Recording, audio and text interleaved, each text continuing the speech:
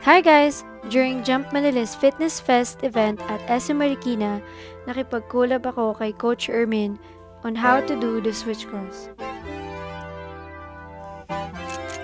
Bago tayo mag-start, our recommended rope for beginners is to use hard beaded ropes. Since madalas nating mararanasan na mabuhol ang rope sa switch cross, hard beaded ropes are good to use kasi kink-free siya and has shatter-proof handles. To know your rope length, just step on the middle of your rope and pull it upwards until your navel area.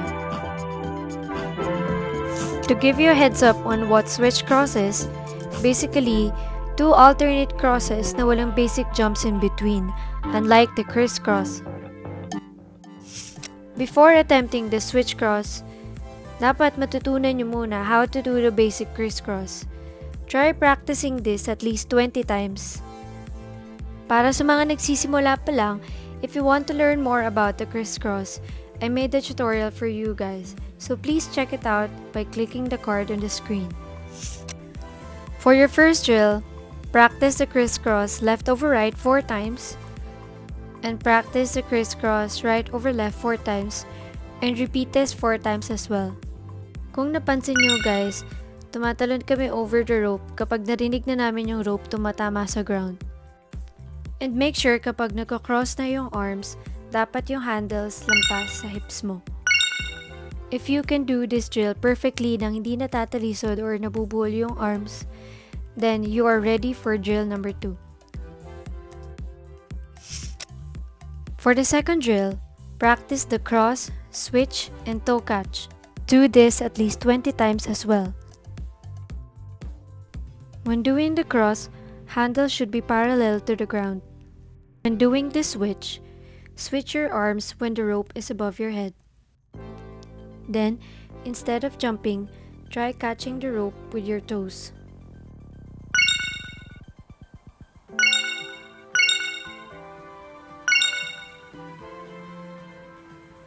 Here is a closer view of the switch cross.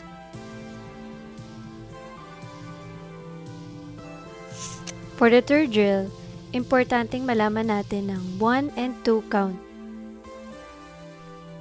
Sa first count, dapat naka left over right crisscross ka.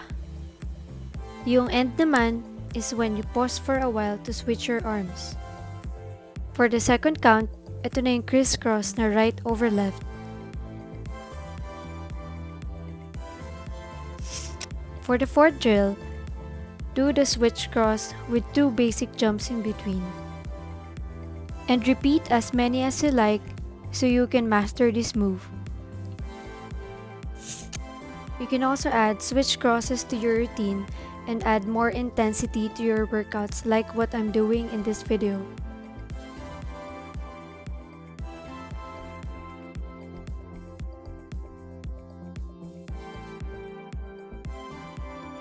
If you want to learn tricks for free in person, just follow our Instagram account, Marikina's Housekeepers, where we post our jump meets and feature our members.